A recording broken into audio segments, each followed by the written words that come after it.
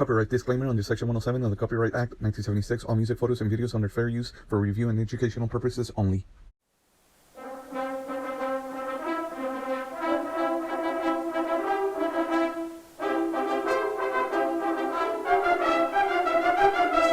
The movie was a complete continuation of Part 1, and so was the Series 2 figures. Series 1 laid the groundwork for Jakks Pacific, but they're about to show the whole world that they're not a one-trick pony. Series 2's gonna show you they ain't no Italian chicken. Rocky 2. The toys continue. Hitting store shelves in late November of 2006, just in time for the December release of the long-awaited sequel in the franchise, Rocky Balboa. Fans were treated with a sneak peek of the aforementioned movie figure, post-fight Rocky Balboa, released alongside the 10 Rocky 2 movie figures. The packaging colors changed, as Rocky's did, from red and white to black and yellow. Photos in the background also changed to coincide with Rocky 2. Another great change between Series 1 and Series 2 are the little pictures inserted in the box. Not only do they represent the character in the box, but also the scene. There was a second and third online exclusive figures, one of which bridges any gap between the movies and the series. Wheelchair Rocky. With two notable bums in the series in Brent Musburger and Roberto Duran, I would have rather had a skinny Polly with a snow cone, a quote-unquote take her to the zoo Adrian, What are we doing here at the zoo? or even a Father Carmine. Series 2 gave us characters we wish we would have gotten in Series 1. Unfortunately, we still didn't get the championship belt. But don't get me wrong, this series did what it intended to do, and that is Win. What are we waiting for? Take this!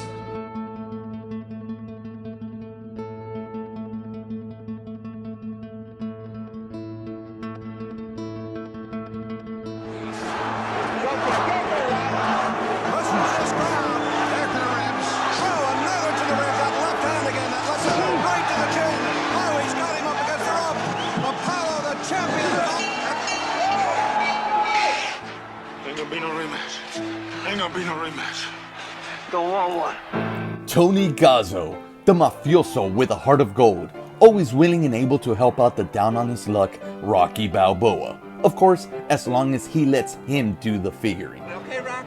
Alongside Talia Shire, born Joseph J. Spagnuolo, Joe Spinell, coming off the heels of 3 Best Picture winners, reprises his role of the asthmatic, cheap second-rate loan shark.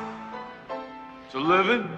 Fun fact, Spinell really did have asthma and was having an attack, having to use his inhaler mid-scene, never breaking character, thus giving Gazzo more depth and more dimension. After reading the novelization of Rocky 2, written by Sylvester Stallone himself, I realized that half of Joe Spinell's lines and or scenes were given to Burt Young, namely the scene after Rocky has eye surgery. I'm good with numbers. In the book, Gazzo is portrayed as loving and proud of Rocky. Rocky 2 would be the last time we would see Gazzo on screen. In the Rocky universe, Tony Gazzo is killed by an unknown assailant right before Rocky fights Drago in 1984. But in the real world, Joe Spinell sadly passed away in 1989.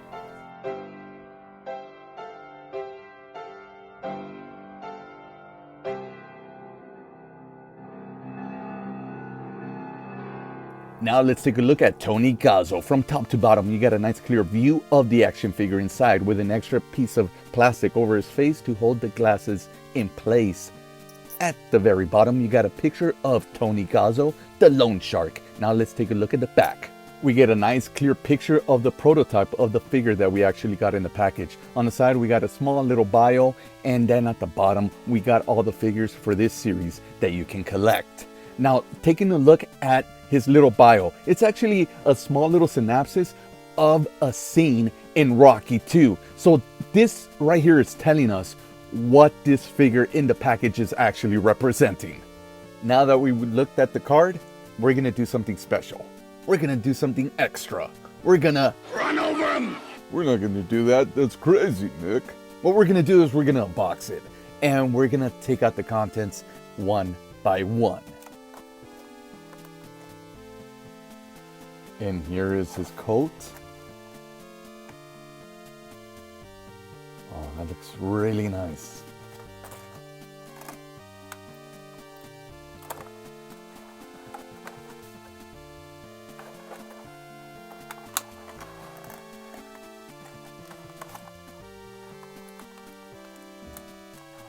Oh, and that's taped on there so that the glasses won't fall off. This is an amazing figure. Video, photos does not do this figure justice. Though I did have a pretty hard time putting the glasses on them and keeping them on because they're very flimsy. But once you get them on there, it looks incredible. And the best part is, it's not even done yet. We still have the coat to put on him. I found pictures of prototypes of this figure. The release product is so much better. The prototype figure on the back of the box is missing this vest. The glasses are not see-through.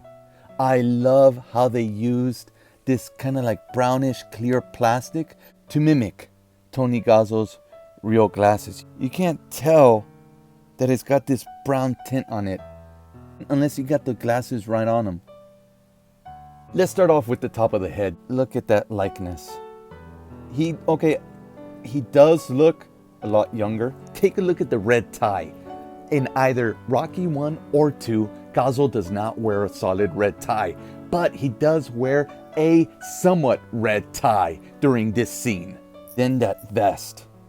As I've mentioned before, these Rocky figures were made with WWE body parts. And this here is straight out Vince McMahon right here. That vest is really, really nice. Hey, look at that. The vest doesn't go all the way to the back. It's got a little strap on. Giggity giggity. This is something that I've never seen, not even in a WWE figure. They give him some nice shoes. Look at that. Just the detail is so nice. His jacket looks beautiful. Everything. They already had the tooling. They already had the body parts for the WWE figures, and they chose the right ones for Tony Gazzo.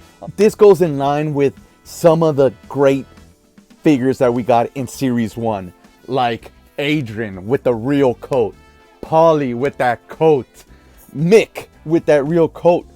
Tony Gazzo doesn't just come with the real vest, but he also comes with this coat. So now let's take a look at the coat. Look at the inside. This is beautiful. It's got little thread right there. You get rid of that easy. But this is a really beautiful, well-made coat for an action figure. I wish I was 6 inches tall so I could wear this coat. It's really nice.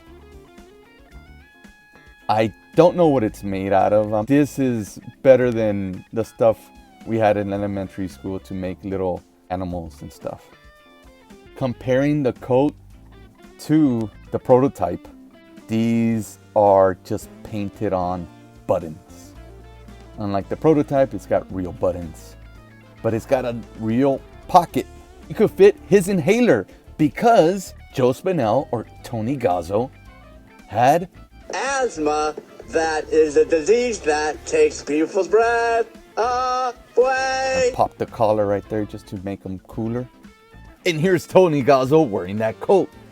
And with that coat on, he looks more like a scene from Rocky 1.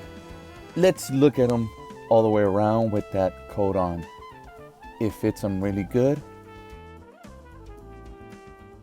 What I don't like is the straps for it. It's alright.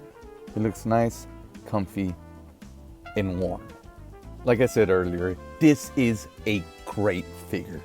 This is a must-have in your Rocky collection. It's Tony Gazzo. It's the Lone Shark. He was one of those characters that did not come out as much, but left a lasting legacy, especially because it connected Rocky to the streets. Stay with me as I will continue with more of Series 2 from the Jakks Pacific Rocky toy line. Let me know what figure from this series you would like for me to review. Stay tuned, subscribe, and hit that notification bell, as throughout the year we will be talking about each series in the Rocky toy line individually and reviewing a few figures from the series in mention.